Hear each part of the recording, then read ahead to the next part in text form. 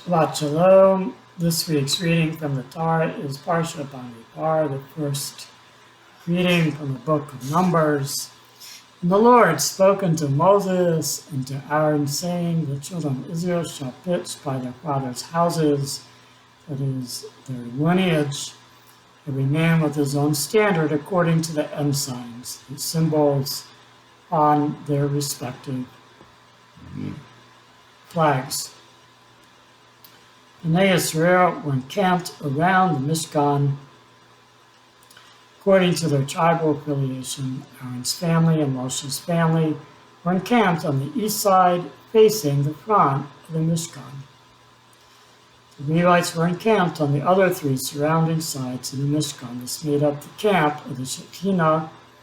The rest of the 12 tribes were encamped further away from the Mishkan, 3 tribes on each side, north, south, east, and west.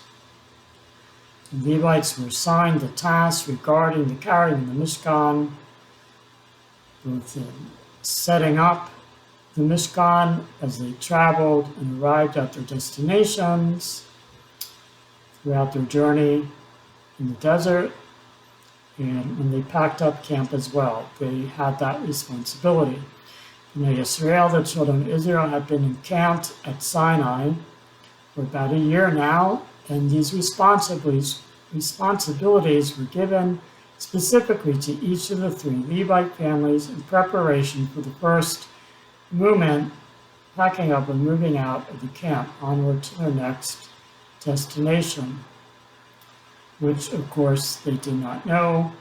Only by following the cloud of glory that lifted up from the Mishkan, eventually wherever it would rest, that's where they would encamp.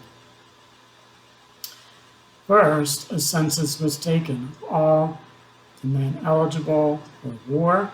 The Levites were counted separately, for they were chosen to do the service, the avodah of the tabernacle. But as they were separated out from amongst the children of Israel, replacing the firstborn in order to serve Hashem. At the center of the encampment of Bnei Israel was the Mishkan, meaning dwelling place.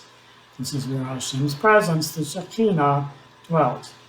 The Hebrew word Shekinah is derived from the word Mishkan. God would appear to Moses when his presence rested between the 2 cherubim, the golden angels, on the cover of the Ark of the Covenant. Also he appeared within the manifestation of the clouds of glory to all of Israel.